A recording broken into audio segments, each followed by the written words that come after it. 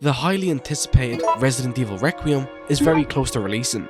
A Resident Evil game that looks to be closing huge chapters in the franchise, all while opening up new ones. It's a fitting release to have, considering this year marks Resident Evil's 30th anniversary.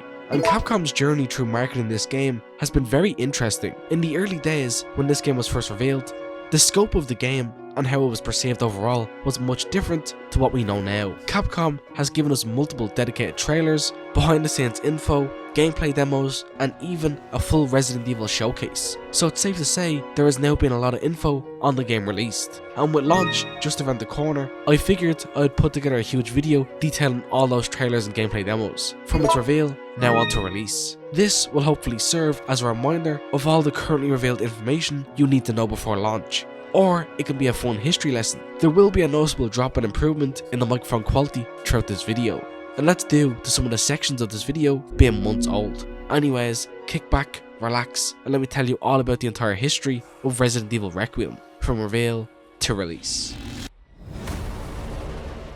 Recently, Capcom shocked everyone when they announced Resident Evil Requiem at Summer Games Fest, and we wouldn't have to wait much longer until we saw more of this game, with Capcom hosting their own spotlight event recently, which gave us many new details about RE9's history and development. From an initial scrap protagonist to a completely different version of the game, we got to learn a lot about this game's history and how Capcom was developing the title. So today for you all, I've rounded up my findings and compiled all the behind the scenes info I could for you, so that you know what to expect from Resi 9. Anyways, without any more delay, let's begin. So what do we know so far? Well, RE9 sees a new protagonist join the franchise, that being Grace Ashcroft. Grace is an introverted FBI technical analyst who's been described as easily scared, hesitant and timid, which is going to affect gameplay and how we experience this game. RE9 is set to be a pure horror game, akin to the likes of Resi 7, so Capcom wanted a character that experiences scares and horror as the player would. But Grace, working for the FBI, also means she is capable with firearms, so of course we're going to have some sweet combat. And I presume over the course of the game, we will see Grace become more confident in herself and fight back. And Capcom have even directly compared Grace to Ethan Winters from RE7 and 8, as Grace is also a newcomer to the franchise, and Capcom believes that she is shaping up to be a fan-loved character. Now, Grace Ashcroft isn't the first character in the franchise to have that name, since she is actually the daughter of Alyssa Ashcroft, a reporter who we originally play as in Resident Evil Outbreak. It seems Grace is tied to Raccoon City after all, and it looks like we're going to be heading back there after it's been destroyed in this game. Now, the question of perspective was heavily debated upon this game's initial reveal. Will it be first person or third person? Some players prefer first person as it heightens the scares in the game, and some players can't stand first person and think RE should only be a third person game. The answer to the question of perspective is yes. In this game, players at any given time can choose whatever perspective they would like, both first person and third person. And I think this is the best option, as it gives players more freedom to experience the game in the way they want. Now, in tandem with the game's pure horror setting, the game's director Koshi Nakanishi mentioned that Grace wasn't their first idea for the game's protagonist. They instead mentioned Leon S. Kennedy as being the potential protagonist for RE9. However, the director states that Leon is a bad match for horror, since he wouldn't jump and get scared at little small things like a bucket falling over, for example. And I get what he means here, because while Leon is such a big part of this horror franchise, but after Raccoon City, he became a different beast entirely, and the direction they want to go in for RE9, being a very atmospheric, scary game, it wouldn't make sense for Leon to be here since he's going to be backflipping all over the place. Although, I do personally believe we will see Leon in some shape or form in RE9. My current theory is that Capcom is baiting us, and we will actually see Leon in an action-focused third act of the game. But for that, we'll just have to wait and see. A key theme that the devs have described with RE9 is the concept of addictive fear. In games, often overcoming fears only makes you more addicted to the game. It gives you the sense of accomplishment, or what's next kind of feeling. Even though you're petrified, you just can't stop playing, and Capcom are really leaning into this idea with RE9. Now, possibly the most interesting piece of development info we got from these developer interviews is that RE9 didn't initially start as a horror-focused return to Raccoon City. It instead started as an online open-world game. Yeah, why Capcom ever thought to go in this direction is beyond me, since who would want this? Especially for a mainline numbered game, I'll expect this to be something like a spin-off game, kinda like ReVerse. Well, hopefully not like ReVerse. But thankfully, Capcom themselves acknowledged that no one wanted this game and decided to scrap the concept. Although, we did get to see some small clips of gameplay footage from RE9, or more so, RE 8.5. And we can see reused assets from the RE remakes here, And this developer footage of the game intrigued me so much that I wanted to try take a deeper look into this scrap game, even with the limited footage we have. For example, I used Google Translate to translate the Japanese text on screen to see if I can find out anything else about this version of RE9. In the bottom left we can see basic info like weapon switch and inventory. We also see other players with names, those being Matthew and Marion. These are Western named characters, so it had me thinking that maybe these were scrapped characters. But now that I think about it, this could just as easily be placeholder names. But then again, this looks to be an internal build within Capcom's Japanese studio. So why would they give themselves Western styled names? So I do still think it could be early scrapped characters we will never get to meet. Let me know what do you make of this. The only other info I can translate here with my amazing Japanese skills is a handgun ammo item pickup and a poison mist resistance buff, which doesn't tell us a whole lot, but it seems further along in development than I expected. And that's all I can really gather from this scrap version of RE9. Hopefully Capcom may show off more footage of this version of the game, because I'm so intrigued by it. Now going back to the actual version of RE9 we'll be getting, the art director Tomonori Takano talked about how RE9 will have themes of film noir, such as urban environments, with the likes of urban crime and modern suspense being featured. This stands out compared to prior Resident Evils, and in recent times, which featured more rural nature settings. Now instead we have city environments, which I'm happy to see this change of pace. And the tone shift in this game, going back to Raccoon City, it feels just right after nearly 30 years of this franchise. And I can't wait to explore more of this game's environments, seriously they look incredible. Overall, Resident Evil Requiem is shaping up to be an all-timer Resident Evil game, so please expect many videos from me when this game releases. Well, what a busy time it is to be a Resident Evil fan. Gamescom Open Night Live happened recently, and at it we got our second look at Resident Evil 9, with a small story trailer which featured some light gameplay. We then afterwards got a look at a small demo Capcom had prepared for attendees of the event to play. So in this video, I'll be taking a look at everything new with RE9. From Melissa and Grace Ashcroft's relationship, the gameplay and atmosphere of RE9, along with our new Stalker enemy. This is going to be a juicy one, folks. I will also along the way be sharing personal thoughts and theories regarding the story of RE9. So without any further delay, let's begin. To start off, let's take a look at that story trailer.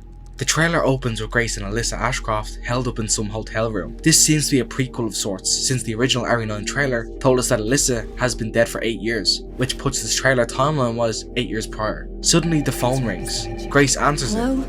Miss Ashcroft? Yes. And a voice on the other line asks, Miss Ashcroft? When Grace responds with a yes, the phone call is suddenly hung up, and then the power to the building goes out. And Alyssa seems to know what's going on here, with her dragging Grace out of the room, remarking that they're coming. They're coming.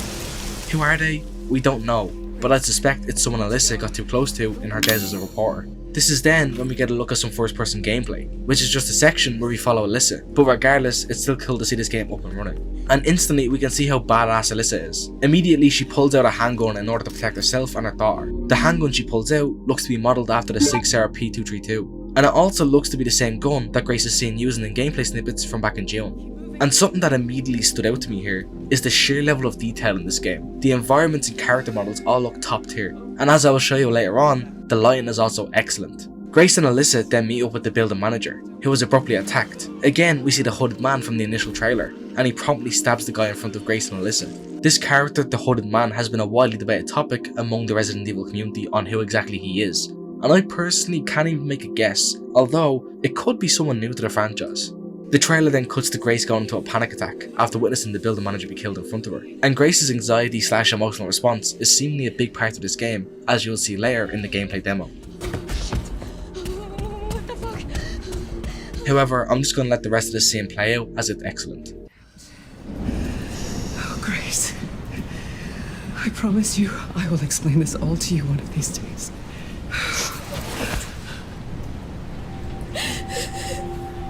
Grace. Please know that you are my hope. Never forget that. What are you talking about? Just... I love you. I love you too. Okay. Mom, I'm scared. No. We need to find a way out of here now. But we don't have any of our stuff. We can come back for it later, Grace.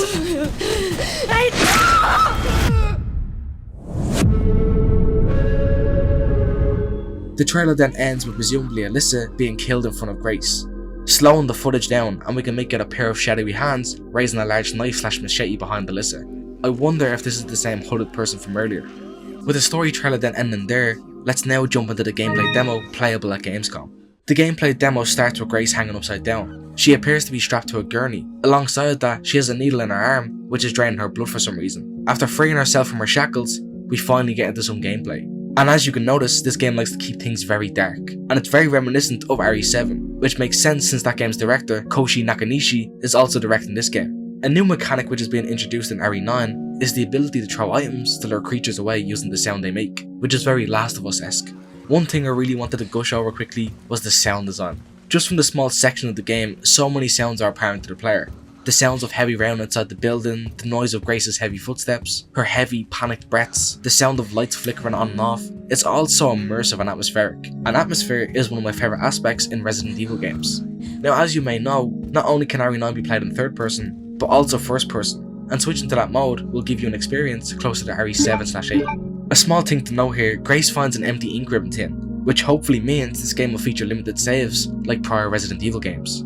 Armed now with a lighter, we can see just how gorgeous the lighting in this game is, and in first person, this is definitely going to be the scarier of the two options. Suddenly, through a door, out bursts a sickly looking man, who after giving the player and Grace a good scare, she remarks that he is infected. But my question is, what exactly is he infected by? However, we can't ponder this question for long, as this is when the creature comes into frame.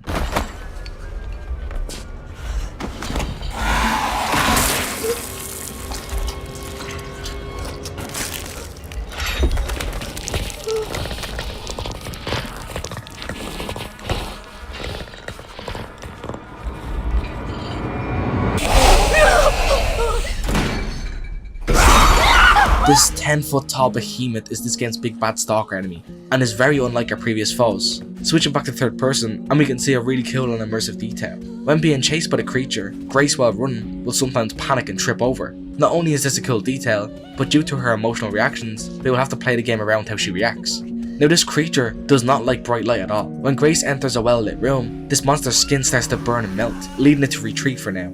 And the creature itself has really intrigued me. Its design is fucking awesome, its sound design sounds eerily similar to that of Lisa Trevor from RE1, although I don't believe any of the theories that this creature is in fact Lisa.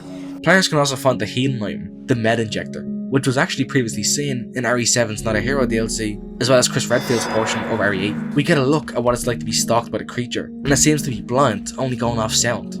Later in the demo, it shows Grace retreating back to the same well-lit room, to which the creature does not even try walk into like last time, and instead it immediately chooses to leave, which shows that the stalker will adapt to how you play the game. An example is then shown for how the bottle throw mechanic works in live gameplay, and yeah, it's safe to say this is almost directly pulled from The Last of Us. Now this will conclude the gameplay demo, however I'm not done talking about RE9 quite yet, as I have a few theories about the game from this new footage. Let me now go over them. For one, who exactly is this creature?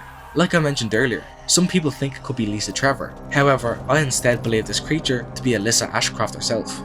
Aside from the fact that as a narrative this would be huge, having Grace be stalked and most likely having to later kill her mother is a great story piece, but also you can notice the creature's blonde hair. Not saying that this confirms it, but it is another point towards my theory. Now going slightly off from that, at the start of the gameplay demo we see Grace having her blood drained from her body. What exactly is the purpose of this and why is this happening? Well, my theory is this. We see the creature, whom for now I'll call Alyssa. We see Alyssa in her introduction bite the dead guy's head off, and in doing so she consumes his blood. Also, if the players were to get caught by Alyssa, the death animation is also like this, with Alyssa munching on Grace and eating her body. What if this creature needs blood to live, and maybe specific blood types? And that's why Grace is being drained for her matching blood type. But this theory then begs the question, who kidnapped Grace and started draining her blood exactly? Moving on from that theory and now to one related to gameplay. So as we notice, Grace is very scared and anxious, as she shakes and mutters to herself while being chased, as well as of course the occasional falling over and slipping. I wonder if this game, as it progresses, we will see Grace become more and more confident in herself and abilities.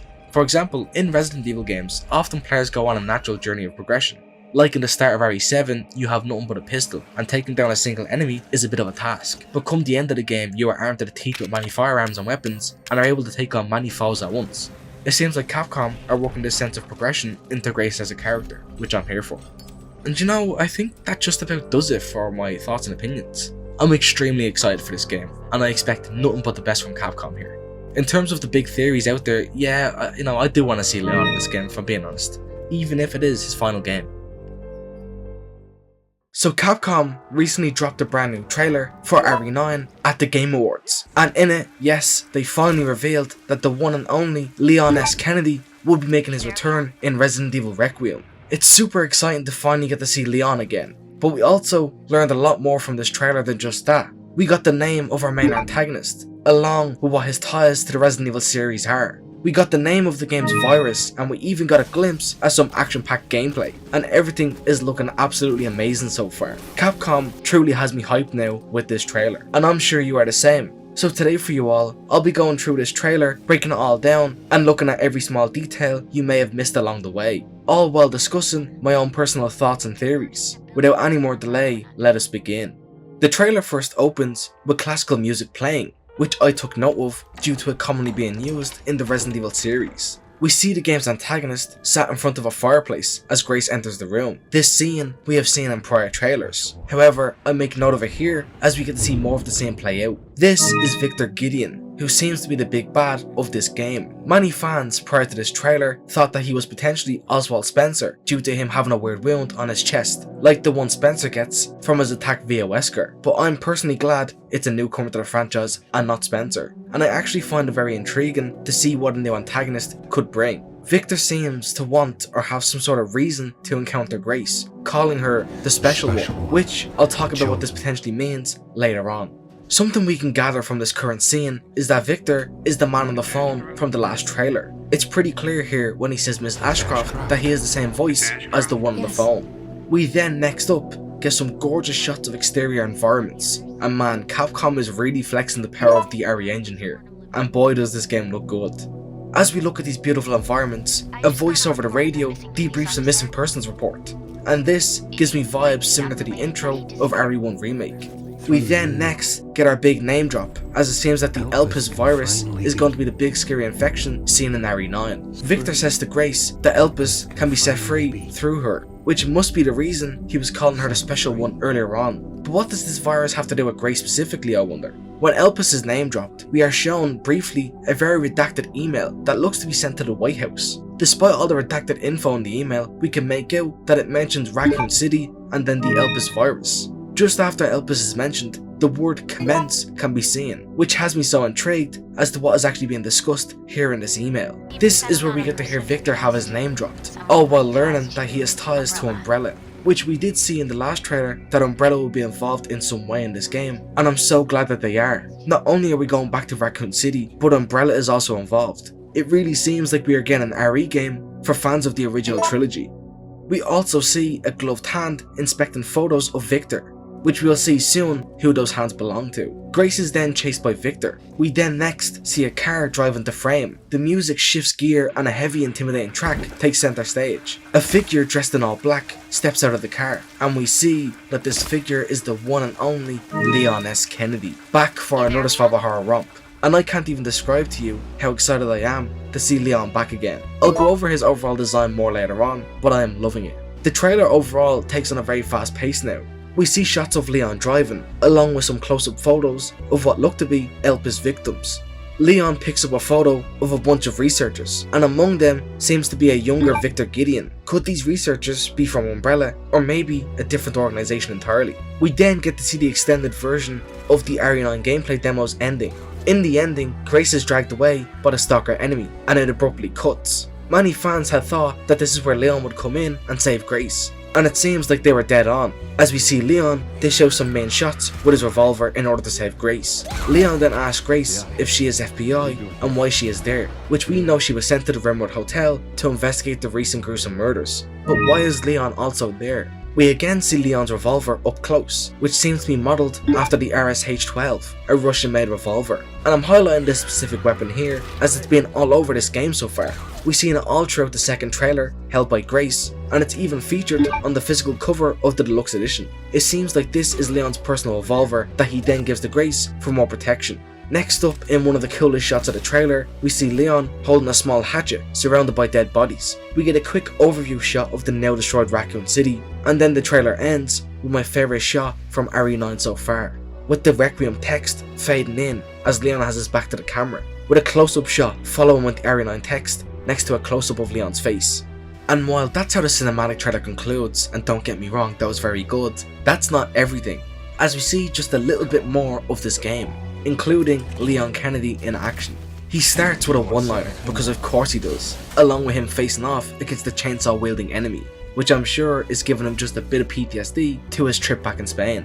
And finally getting our first look at some combat, and I must say, I'm liking what I see a lot. Combat looks fast-paced and snappy, weapon recoil and the way the zombies react is very realistic, and animations look really smooth. Looking at the game's HUD, we can see it's very similar to Leon's HUD in RE4 Remake. We can see Leon's handgun, which although I can't quite decipher which pistol this is, it's not his Silver Ghost from RE4, nor is it his Sentinel 9 from RE6. We also see he has the hatchet from the cinematic trailer. Leon also is able to dish out crazy kicks yet again, which I love to see as they send enemies absolutely flying. It looks like players will also be able to execute enemies, but we will have to wait and see how this mechanic works exactly, although it's gory as hell in the best way possible. And in the most fucking badass way to end this trailer, Leon takes the chainsaw we seen the zombie wielding earlier and he puts it through the chest of another zombie.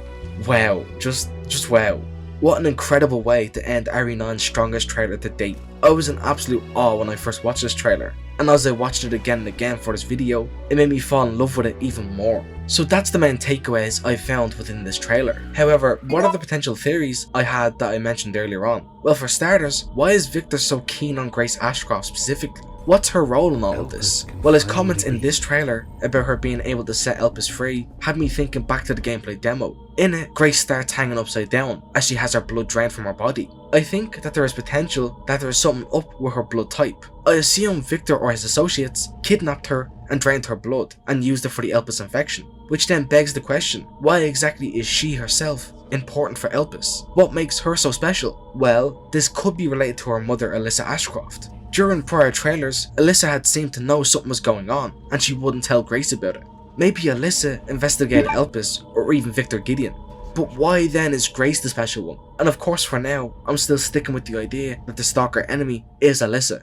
Maybe Alyssa was patient zero for Elpis and mutated into this creature. And maybe Victor needs Grace in order to further develop Elpis. And while that's my best guess I could give for now, let me know your own ideas or potential theories down below. I'd love to see what you guys can come up with. Secondly, looking into Leon in this game, I believe he could still be working for the US government, or even potentially he could be going off on his own due to Raccoon City being involved. The game's subtitle Requiem I think is tied to both of our protagonists. A Requiem is an act or token of remembrance. This directly ties into both Leon and Grace. Grace is remembering and missing her mother Alyssa, and Leon is remembering all the lives lost in Raccoon City.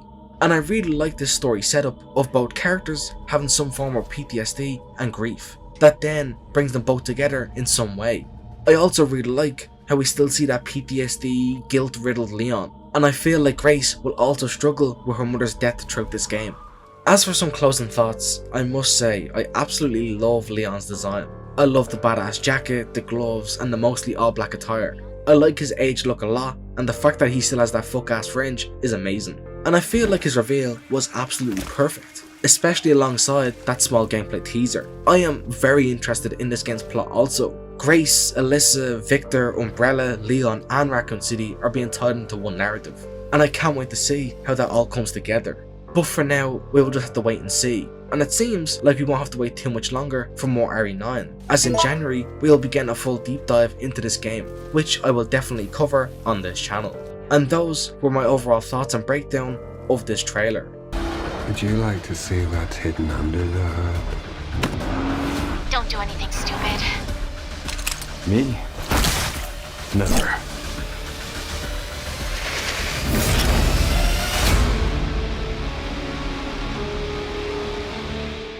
Capcom's Resident Evil showcase took place recently, and during it, we got a wealth of new information for RE9. We learned a lot more about the gameplay in Resident Evil 9. Capcom showed off both protagonists and their different types of gameplay, with Grace Ashcroft's more horror-focused sections, as well as Leon's action-packed segments. There was also some story tidbits thrown around, and surprisingly enough, we saw never-before-seen footage of a scrapped version of RE9. In this video, like always, I'll be breaking down this whole trailer, analysing all of the new gameplay footage, story info, and all while pointing out things you may have missed, along while giving my personal thoughts and theories. It is a very exciting time to be a Resident Evil fan, And if you're excited for RE9 like I am, you should make sure to subscribe to my channel for all the latest and greatest survival horror content, especially with RE9 releasing next month. I am super excited, so without any further delay, let's dive deep into the Resident Evil showcase. With the last trailer released, we of course seen the return of Leon S. Kennedy. While that was just a glimpse of Leon, here we got a wealth of info and gameplay footage from his campaign, and Leon is still kicking bioweapon ass. However, in an interesting choice, Capcom showed scrapped footage of a version of RE9 which had Leon as the main protagonist. However, it was scrapped due to it being hard to make a horror game around Leon. Leon's too much of a veteran to give him gameplay like RE2 or 7. It wouldn't make sense for Leon to be scared of standard enemies. And Capcom knows if your character isn't scared, it's likely neither will you be. And for this release, Capcom wanted true survival horror, so this version of RE9 was scrapped. However, I find this footage fascinating. You can notice that Leon wears a different jacket compared to the one seen in RE9. He also has the revolver that's been featured a lot in this game's marketing, which I'll be talking about later on. It's so cool how Capcom shared this footage. Ultimately, it was the right decision to scrap it in favour of what we have now. Straight on from that, we got a juicy amount of gameplay footage of Leon slaying zombies. And not to freak out or anything, but this is some of the coolest, most insane looking gameplay we have seen in the Resident Evil franchise. Leon's gameplay follows on the blueprint laid out by RE4 Remake. Leon is able to shoot zombies in certain areas of the body to stagger them, in order to follow up with melee attacks. However, this system here is much evolved on from RE4 Remake. When meleeing an enemy, if certain parts of the environment are close enough, Leon will utilise them in his fighting. For example here, Leon kicks a zombie into this locker, and then proceeds to kick its face against it until it explodes. There is other examples of this here, but I absolutely love this reactive feature. It brings new elements to the gameplay, allowing players more versatility can make gameplay way more exciting. And this seems to me at least very reminiscent or inspired by The Last of Us, as it features a very similar mechanic. Also evolved on from Resident Evil 4 is how zombies react to damage. After playing through enough of RE4, you will begin to notice how there is very dead set animations for hitting enemies in certain areas,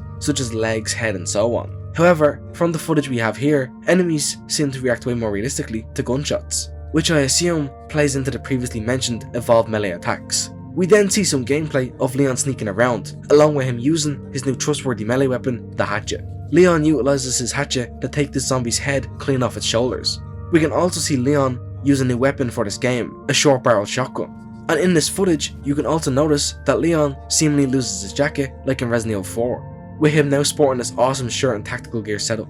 Also alike RE4 is Leon's inventory. While not exactly like the attaché case, it is very large and it will have you playing a mini version of Tetris in order to fit all your zombie killing gear. Speaking of zombies, Capcom briefed us on the infected we'll be fighting all throughout RE9, and it's something new for the franchise but also very classic. We are finally returning to standard zombies for this infection. However, in an interesting twist, enemies can retain traits or habits from when they weren't infected. Of the examples here, we see this butcher zombie still chopping up meat, or a janitor washing a mirror despite being heavily infected. One example I like specifically is how this one zombie seems to switch the lights in an area off and then break the switch. Not only are these cool details in the creatures, but they also seem to play into gameplay.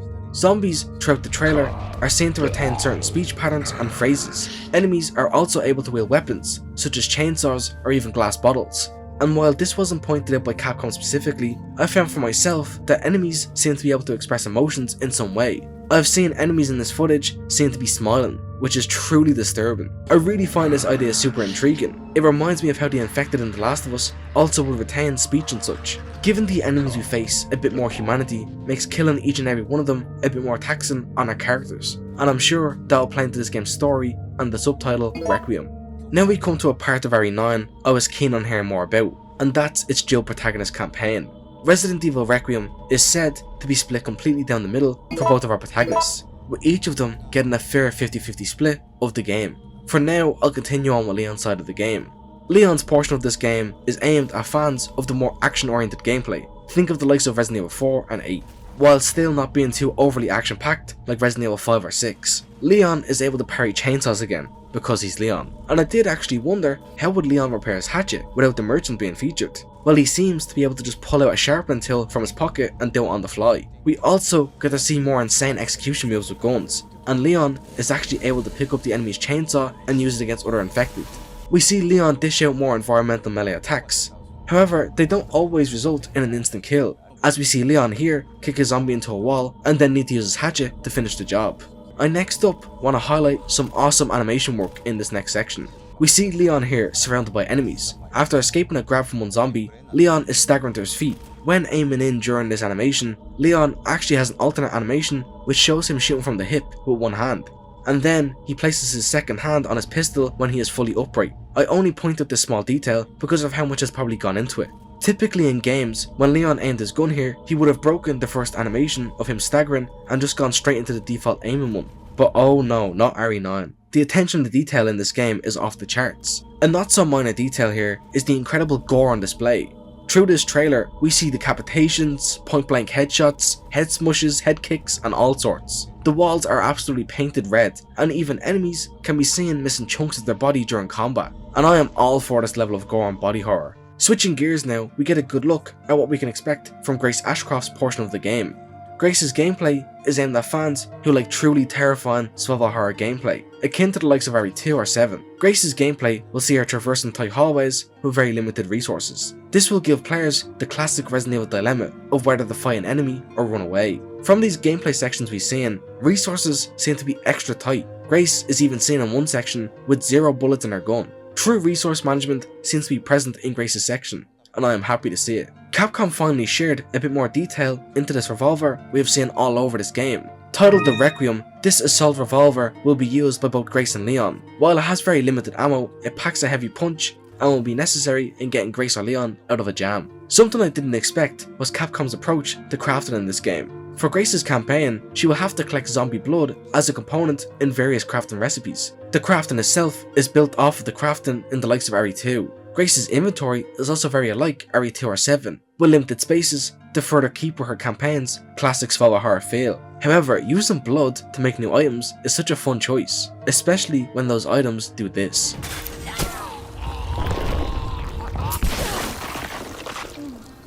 That's too effective. It's been known for a while now that we will be able to choose between first and third person for both of our protagonists, which is an amazing addition. It adds replayability, user customization, and overall, this should be a mainstay in the series when possible. A side note, it is really cool to see Leon in the first person. We then get some info on the game's difficulty options. It features your typical easier mode with aim assist and such, but there is a classic standard mode, which will have Grace needing to find ink ribbons to save her progress. And when hearing this, it put a huge smile on my face. I love this mechanic present in a lot of the older games, and while it seems like it isn't present in Leon's sections, I'm fine with just having it for Grace. Although I've been very positive so far, I do have a potential worry or concern. While I love the idea of this 50-50 campaign split, I am slightly worried as Capcom seems to be trying to satisfy every kind of RE fan. And as someone who enjoys all types of Resident Evil, this is great for me. However, this can heavily backfire if both sections end up half-baked. A jack of all trades is a master of none sort of deal. However, I highly doubt that this is likely, as Capcom is far too great of a studio to let that happen. I'm also concerned as to how the pacing and gameplay will transition from Leon to Grace and vice versa. If the transition isn't smooth, it could really mess up the game's flow and pacing, but I'm sure this is also something Capcom has taken into much consideration, especially considering they stated that both Grace and Leon's story is seamlessly intertwined. As for other story details, Capcom didn't share much. They're keeping the story of this game close to their chest, but we did get a brief introduction of what the Elpis virus is. Briefly, the game's director Koshi Nakanishi stated that Leon bears a secret in this game. That secret is related to Elpis, along with the murder of Alyssa Ashcroft. But this was as far as the game's director would delve into that. The rest of the showcase would go on with a bunch of merchandise and advertisements. We've seen an ad for a Porsche since they collaborated with Capcom to give Leon a fancy new ride. 2 watches were announced, worn by both of our protagonists, and I must say I think these watches look incredible, especially the Leon one, but not incredible enough for me to drop $2 on it. There was some GeForce Now stuff, a Resident Evil 30th anniversary concert was announced, which I'll try my absolute hardest to attend because that sounds awesome. There was also some stuff for the Nintendo Switch, and 2 figures announced for both Grace and Leon. Instead of doing a standard collector's edition, Capcom opted to go for 2 single statues that can join together, and I desperately need the Leon one. Capcom also showed what the deluxe edition skins will look like in game. And finally, the showcase ended with a new 30-second trailer. Yeah, not the ending we were expecting, given the fan demand for a gameplay demo. However, this new trailer showed more awesome Leon gameplay, along with a disgusting new creature. Now, that was a lot of info all at once. However, keen-eyed viewers were able to spot a few hidden details. which I want to mention. Early in the showcase, during some of Leon's gameplay, an antique coin item can be seen for a few moments. Some of you may remember these were seen back in RE7, as a way for Ethan to get powerful upgrades on items.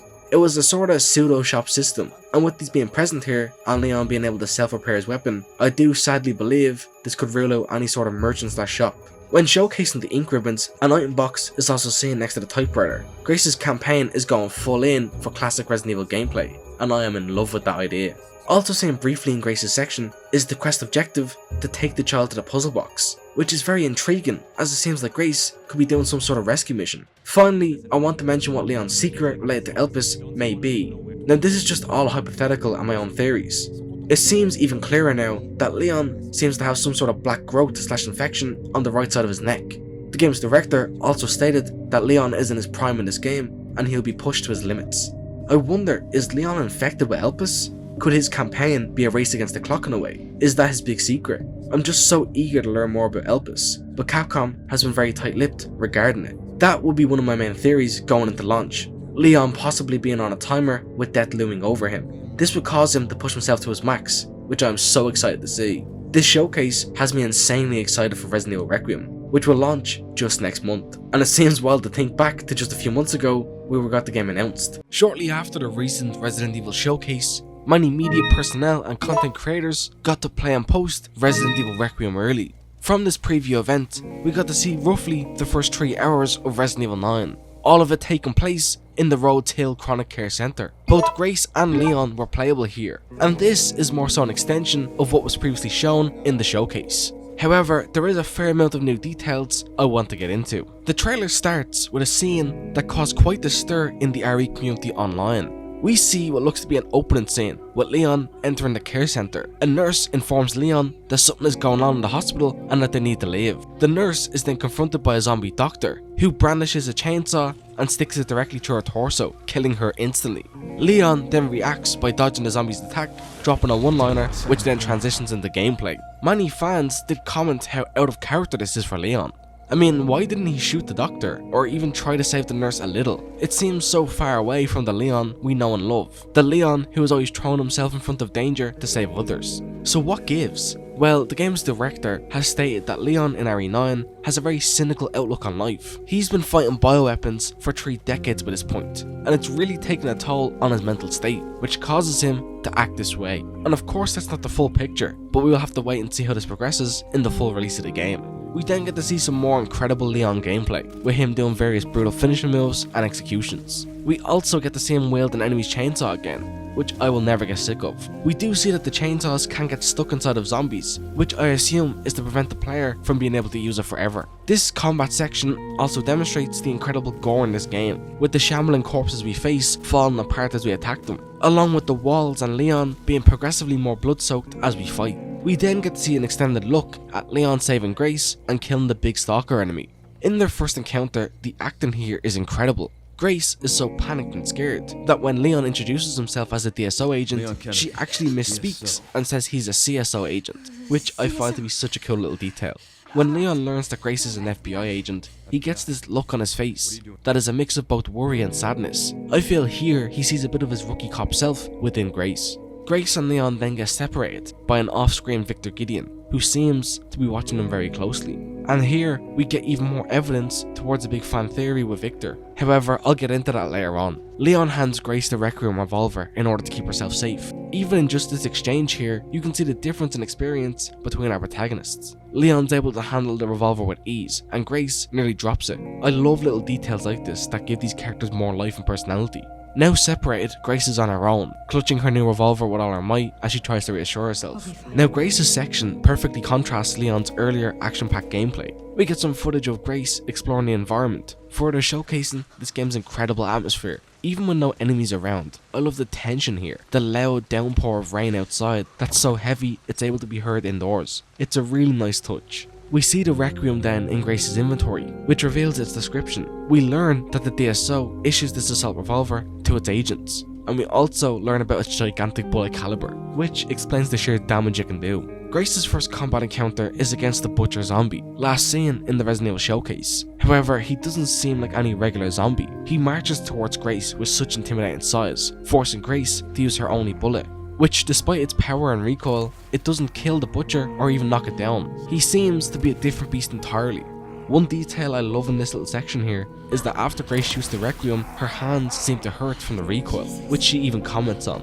Escaping the butcher for the time being, we see more examples of zombies retaining their memories from their past life. We see a cleaner zombie aggressively cleaning or more so attacking a mirror. Next, we see a zombie obsessed with light switches. After Grace turns on the lights in an area, he shambles over and proceeds to turn them off. I like this a lot as it makes the game way more dynamic.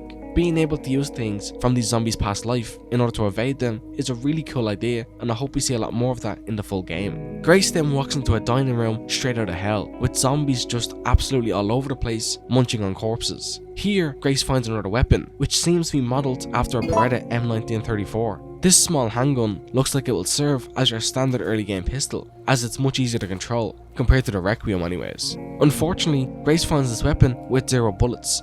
Leaving the dining room now, we cut to a different bit of gameplay. We get to see what Grace's firearm combat will look like. In this encounter, Grace faces off against 3 zombies, and what would be a cakewalk for Leon is a much harder challenge for Grace. Combat here looks very alike the slow intense gameplay from Ethan Winters in RE7. We see the zombies here wield a weapon, with one of them throwing a glass bottle at Grace. Then we see this singing zombie, who instead of biting Grace, unleashes an ear-piercing screech, disorientating her. Grace's gameplay being shown off in the first person perspective is probably how I'll play her portion of the game, as it seems like that will give you the scariest, most tense experience. Not only is Grace not as skilled as Leon in combat, but also her weaponry is severely lacking. Her newfound pistol only holds a maximum of 8 shots, which isn't a lot, on top of not having much stopping power. As this combat encounter comes to a close, the singing zombie can be seen dancing, almost as if she is defaulting back to her memories from her human life. Grace then explores more of the care center, and I gotta say, I absolutely love its art direction. Its many pale and cold colours, mixed with its hospital aesthetic, make it such a cold and unnerving environment. Grace then encounters another 2 zombies, and as she approaches these zombies, they can be heard attempting to speak, and here we see how Grace can use defense items and melee attacks. After being grabbed, Grace uses a makeshift knife and plunges it deep into a zombie's eye socket, getting the zombie off her. After following up with some pistol shots, Grace is prompted to do a melee attack. However, unlike the badass and brutal execution moves Leon performs, Grace is only able to push the zombies to the ground, dealing no damage. Although this is very useful to clear some space between Grace and enemies.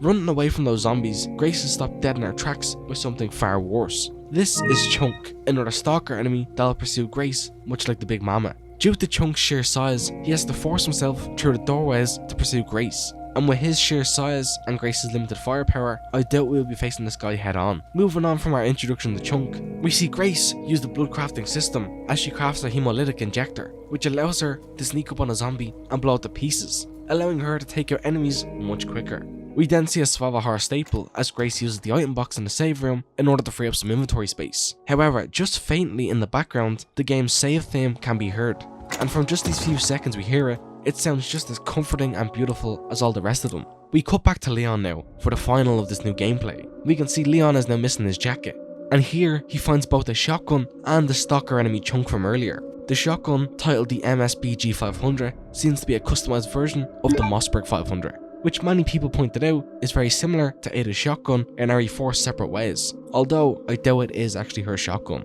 Leon now, faced with this giant ball of flesh, has a much different approach to dealing with it compared to Grace. Wasting no time at all, Leon begins to use his newfound firepower to take down Chunk. Once dropped to the floor, Leon uses his hatchet to deal big damage. But Chunk isn't down yet, however. Even with Leon firing from afar, the beast manages to wobble over to him and grab Leon through the tight door frame, dealing damage. Taking high ground, Leon finds some shotgun ammo, which he is able to rapidly load into his shotgun. As Chunk tries and struggles to climb up after Leon, he uses his shotgun and sends the big creature crashing to the ground. And Leon wastes no time at all, as he jumps down from height, landing on the monster's head, bringing down his hatchet into its face, in what is just a crazy cool moment. And what a way to end this early capture session. While this is more or less what every creator got to play, there was some small things to note here. Apparently, there is another classic Resident Evil character featured within these early hours of the game. However, creators were under strict NDA about the person's identity. Many fans speculate that the comms woman who talks to Leon is Sherry Birkin, due to her voice sounding very familiar, and I think that could be likely. I did mention earlier that there was some clues here that point to a fan theory about Victor Gideon. Every time we see him, there is something related to a snake present in his design. His outfit has this snakeskin texture to it. He seems to also have a snake's tongue, with his words always ending in a hiss.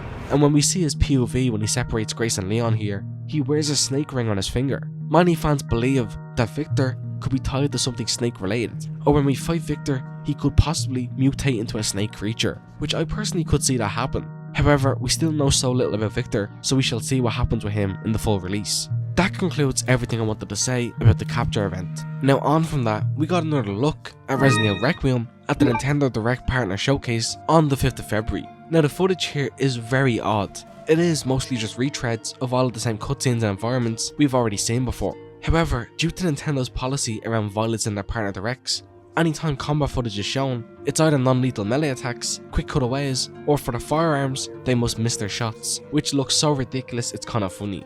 However, there was still two pretty major tidbits here. For one, when Leon is introduced in this trailer, he says that 6 survivors from Raccoon City are all dead from the same thing, which caused a huge debate online as to who those 6 survivors are. Now, could this be some of the characters from the Outbreak games? We already know that Alyssa Ashcroft dies in RE9. What about others from those games? Or, and I highly doubt this, there is the main Raccoon City survivors from RE2 and 3. But if Capcom killed those characters off screen, I'm sure people would riot in the streets. Or, and what I think is most likely, they could just be other random survivors aside from our protagonists. But it's so intriguing that something is going after and killing off Raccoon City survivors. Is it a person? Maybe Victor Gideon? Or could it be the Elpis virus somehow? I'm so curious as to who they could be. We get more general gameplay here from Leon, showing him parrying enemy attacks and so on. We even see him pick up a fire axe and use it on a zombie. And the second major moment here comes as the trailer is showing off firearm combat. We get a few seconds of footage in an outdoor environment. Leon is posted up, using a sniper rifle to take out zombies. And finally getting to see an area outside of the care center, and it looks stunning. The environment is wrecked and destroyed. Fire is absolutely scattered around the place, and it all looks gorgeous. For a few frames, Grace Ashcroft can be seen in the bottom right. Seemingly, Leon is providing cover fire for her. We can even make out what looks to be the butcher zombie, meaning we are probably just on the outskirts of the care center. Still, I'm so curious as to what could possibly cause all this destruction. Outside of that, nothing else is shown here that we haven't seen before. And then, out of nowhere, shortly after, Capcom dropped a live action commercial to promote the game, which is genuinely one of the greatest, most faithful adaptations the series has ever gotten. This commercial follows a young mother and her daughter. It shows their day to day as a happy family, and as the commercial progresses, we see the outbreak in Raccoon City and how it changed their lives. The main actress, Micah Monroe of Longlegs fame, provides a monologue throughout, which also progresses in emotion as the events of Raccoon City unfold. Many small references and Easter eggs are also seen throughout this commercial. The little girl's plushie is a reference to Mr. Raccoon, Raccoon City's mascot. A small red herb is also seen in their home, a reference of course to the healing item in the games. When the initial outbreak occurs, that's when this commercial really impressed me. The sheer panic and tension from when the emergency broadcast message is played over the TV, to the phone line being cut, and then the initial run through the chaos-riddled streets is incredibly well done. And honestly, this is kind of how the initial outbreak should have been presented in the remakes of 2 and 3. This is how you showcase the insanity that is a zombie outbreak. And here it feels oddly similar to the opening of The Last of Us, which I like a lot. We see both RPD police officers and UBCS members engage in an off-screen threat. The focus here is placed on our 2 main characters, which allows for the chaos around them to become a backdrop of sorts. And within that backdrop, a familiar voice can be heard. Not only can we hear him, but a rough outline of the nemesis can be seen as he engages with the RPD and UBCS members. An explosion rocks the family, presumably from the nemesis shooting his rocket launcher. After coming to, we see how Raccoon City, in such a short time, has become infested with zombies. And this is well showcased as our protagonists struggle to make it through the streets. And here, we don't only get just one iconic BOW, we then cut to our characters hiding from a barely visible licker, which subsequently finds our characters. I absolutely love this approach to the horror here. We know what Nemesis and a licker looks like. However, barely showing these iconic monsters makes more of an impact than if they were shown outright. Cutting forward now, we skip 30 years into when RE9 takes place. We see Raccoon City, now destroyed and abandoned. As our main character limps through the desolate streets, we come to the end of our monologue and life, as we see she is infected with the virus from RE9. Zombified, but still retaining some of her humanity. At her feet, we can see her daughter's grave. With the ping of a sniper shot, she gets laid to rest directly next to her daughter, showcasing RE9's themes of humanity and, more importantly, the effects of the Raccoon City outbreak on its people. The trailer ends with this awesome title card and 2 people talking. A male voice is heard mentioning that the facility is secured, a female voice responds by saying Raccoon City is theirs. While this could be completely unrelated to the story of RE9, the woman speaking sounds just like Lily Gao, who played Ada Wong in RE4 Remake. But that may be a bit of a stretch on my part. This was an incredible experience to sit through, and in the end, it's just a commercial for a product. Who would have thought that this is how we would get one of Resident Evil's best adaptations? And finally, at Sony's PlayStation State of Play, we would get a fourth trailer for Resident Evil Requiem, which introduces just so much new mystery and intrigue for the game, as well as showing off the next returning character. The trailer mostly starts with showing cutscenes we have already seen numerous times before. We again hear Leon bring up how 6 survivors of Raccoon City have all died from the same thing, which does get explained in this trailer. We finally get a look at a new environment type. It seems to be connected to the care center. However, prison cells are seen on one side of the room, along with some disgusting corpses. And here, for a few seconds, we get a huge piece of info. We see Leon's comms woman open a document titled Report on Raccoon City Syndrome, which seems to be a detailed report on what's been happening to survivors of Raccoon City. From this report, we learn that anybody who came into contact with the T-virus will be affected by this, even if not directly infected by the T-virus. The T-virus can activate after a long period of being dormant, as it builds up an immunity to the host's own antibodies, thus causing a new infection long after initial contact. There is 4 stages to Raccoon City Syndrome, and stage 1 starts with black bruise-like markings spreading around the body, the same kind of markings seen on Leon's body in many prior scenes. As it advances, these black marks spread to the rest of the body and internal organs, and by the final stage, the entire body is covered in them. The victim will then experience intense fatigue, potentially vomiting up blood, and is considered terminal by this stage, dying within a few hours. Now, moving on from that bomb of info, we get some more gameplay from both Grace and Leon, showing Grace fighting off a surgeon zombie and Leon using a sniper rifle. We cut to some first person Leon gameplay, which is very interesting, and we get a look at a previously hidden BOW. This is a blister head, and much like the Crimson Heads from RE1 Remake, this is a mutation that occurs if a standard zombie is killed without truly being destroyed, causing the blister head to take shape, and I fucking love this. Not only do I love Crimson Heads, but this new design is grotesque and gory in all the right ways. However, Leon is able to dish out some mean attacks against it. At the halfway mark of the trailer, the comms girl reluctantly tells Leon that they are running out of time. Leon then takes off one of his gloves and reveals that he is infected with the Raccoon City Syndrome. His hand is covered in those black bruises detailed in that document. It was basically known that Leon was infected with something in RE9, but getting proper confirmation along with details on the specific virus is worrying to say the least. Leon is truly in a race against time here. The comms girl references that there is a person of interest they are looking for, a former T-virus researcher, which seems to be Victor Gideon. Speaking of Victor, he is then heard telling Grace that his master made her who she is, which has me scratching my head wondering who exactly that could be.